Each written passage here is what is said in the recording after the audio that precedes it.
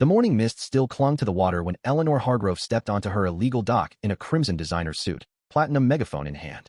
"Who the hell gave you permission to paddle around on my lake?" Her voice sliced across the stillness of Willow Lake, Michigan. Out in the middle, a gray-haired man in a 20-year-old kayak didn't flinch. He simply reached into a waterproof pouch, flipped open a small laptop, and let the screen glow against the dawn. "Before you burn any more taxpayer money, Eleanor," he called back, calm as Sunday coffee, "you might want to look up the penalty for building commercial structures on a federally designated navigable waterway. The number is eye-watering." 3 sheriff's boats roared in a minute later, lights flashing, wakes rocking the kayak like a cork. Deputy Tom Whitaker killed his engine and stared at the man who should have been terrified but looked, instead, like he was waiting for a late pizza. "Sir, sure. Now, this is private HOA property." The man glanced up. "Deputy Whitaker, badge 8281. This lake is Federal Waterway Designation WN 441902, established 1849, never decommissioned. Every dock, every boat slip, every wedding you've hosted here for the last 17 years is a separate federal violation." He turned the laptop so the deputy could read the header: United States Army Corps of Engineers. The name on the permit made Tom's stomach drop. Lawrence Larry Caldwell. That Caldwell family. The ones who used to run half the civil engineering contracts for the Great Lakes before Larry retired to consulting. Eleanor's megaphone crackled again, but the edge had dulled. "This lake has belonged to Willow Ridge Estates since 2007. We've invested millions." Larry closed the laptop. "You've generated $38 million in gross revenue on water you never owned. The United States owns it. Always has." 17 years earlier, Eleanor and her late husband had convinced the county that an abandoned lake on a forgotten parcel was fair game for the Homeowners Association to improve. They built a marina, rented slips, hosted lakeside weddings for Detroit's elite, charged every one of the 912 households an annual lake preservation fee, and turned a quiet pond into the crown jewel that sold million-dollar homes. They just never bothered to check whether the federal government had quietly kept the water itself on the books as a navigable waterway from the old fur trade era. 3 weeks before the kayak showdown, Larry Caldwell, 62, widowed, and freshly retired, had bought the surrounding 180 acres at an estate auction for $920,000 cash. The deed included all water rights, mineral rights, and federal easements as recorded in the original 1849 survey.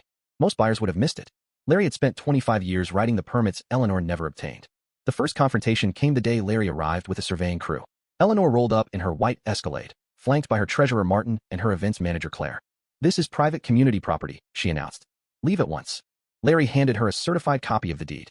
"Morning, Eleanor. I'm the new owner. I'd love to see your Corps of Engineers Section 10 and Section 404 permits for these docks." The silence was thick enough to spread on toast. Martin cleared his throat. "We have adverse possession. 17 years of open use." Larry smiled the way a man smiles when he knows the jury has already voted. Federal navigable waters can't be adversely possessed. Ever. Congress said so in 1899, and the Supreme Court keeps agreeing. That night Eleanor started making phone calls. To the county commissioner she'd put on retainer, to a state senator who owed her campaign money, even to a federal judge who summered on the lake. She was still making calls at 3 a.m.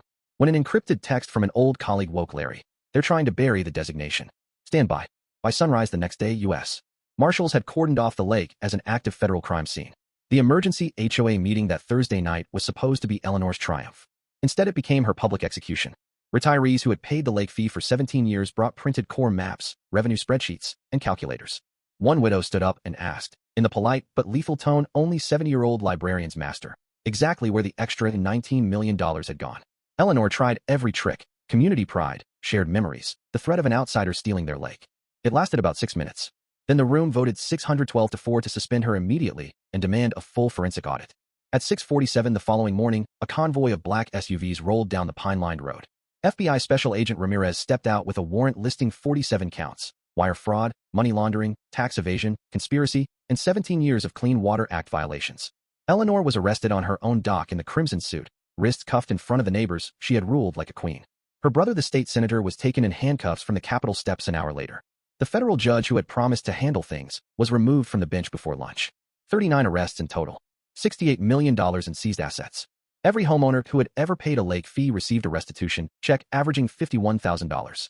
Larry could have kept the land and turned it into the private retreat most men dream about.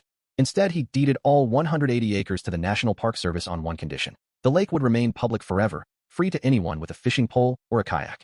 On a bright Saturday the following summer, they dedicated the new Eleanor M. Hargrove Memorial Federal Waterway. The bronze plaque carries her name as a reminder, not an honor. Larry stood on the new public dock, built with proper permits this time, and watched kids he didn't know splash in water that finally belonged to everyone. A ranger handed him a letter forwarded from the prison. Eleanor had written it in neat, humbled handwriting. "Mr. Caldwell, I spent 17 years believing rules were for little people. You proved they're for all of us. Thank you for stopping me before the damage grew worse. Respectfully, Eleanor Hargrove. He folded the letter, slipped it into his pocket, and pushed his old kayak back into the lake that no one would ever again pretend to own. Justice doesn't always wear a badge. Sometimes it just wears a life jacket and knows how to read a 175-year-old survey.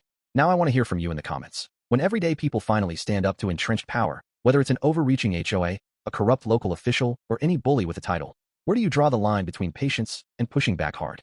Have you ever seen quiet courage take down a loud tyrant? Tell me your story. I read every single one.